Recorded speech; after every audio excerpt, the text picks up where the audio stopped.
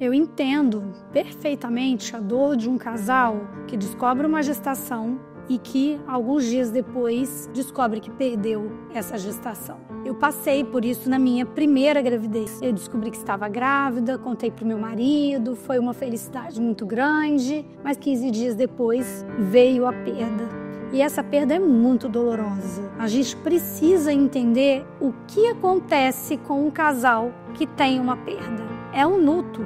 Não interessa se esse neném era um feijãozinho ou se já era uma gestação mais avançada, é sempre uma perda. Dificilmente uma pessoa vai engravidar, a gente sabe que tem as exceções, mas na maioria das vezes uma pessoa vai engravidar e vai ficar feliz com aquela notícia, vai desejar aquele bebê e já vai se imaginar com aquele bebê nos braços, com aquela gestação evoluindo bem. A gente, sempre que pensa numa gestação, pensa na sequência que é a chegada do bebê. E quando esse bebê não chega, é uma frustração muito grande. É muito difícil viver isso. Não é fácil. A mulher, principalmente, ela se culpa. Ela começa a se perguntar por que aquilo aconteceu com ela. O que ela fez de errado que provocou aquela perda? Mas a grande maioria das vezes a mulher não tem culpa de nada. Simplesmente a natureza entendeu que aquela gestação tinha alguma alteração, aquele bebê às vezes tinha alguma malformação e algumas vezes essa mulher tem algum fator de risco, às vezes essa mulher tem algum problema de saúde que ela desconhece e só descobre muitas vezes com essa gestação. A mulher não fez nada para provocar aquilo,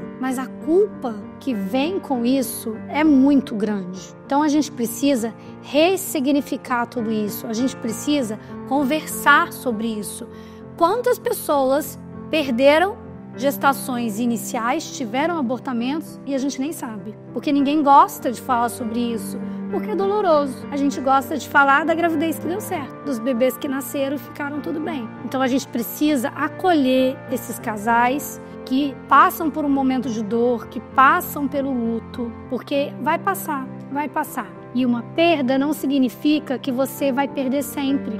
Não significa que numa próxima gestação vai acontecer a mesma coisa. A gente precisa entender que faz parte da nossa natureza humana a perda, que ela também faz parte da nossa vida. É doído, é sofrido, é difícil. Cada pessoa tem o seu tempo de luto e vai precisar do seu tempo para processar tudo isso, mas faz parte da nossa vida e a gente precisa sempre de uma maneira acolhedora, de uma maneira amorosa, esperar esse tempo.